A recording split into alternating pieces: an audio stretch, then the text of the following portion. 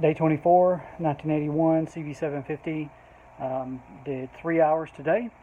Got the tag mounted on the rear. Got the front sprocket side cover on. Got the shifter on. Got the front brakes on. Got the pods on. And I think that might be it.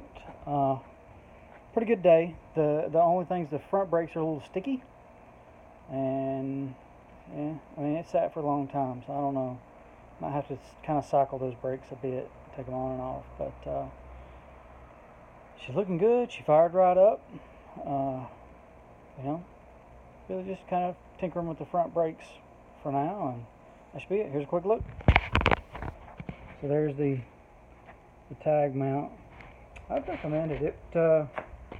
It was an eBay find, but it worked good for the setup. I didn't want to pull the axle out to put it on, and I don't really like how those take up space on the axle, so I wanted to mount a shock bolt.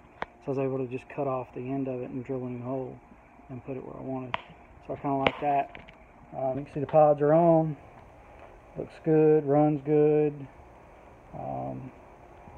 Front brakes are on. Front fender's on. That was one of the things that I did that I didn't mention initially, is that the front fender is on, and side cover, starter cover, and kickstand.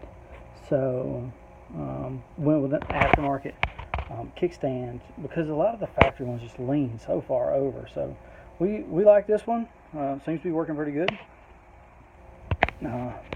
No complaints, but there she is, coming right together. Oh, and I put the cover on the left control, so it was busted. I ordered a used one. No issues there. Put it on. Really took my time with it. Didn't want to break another one, but just slowly worked it.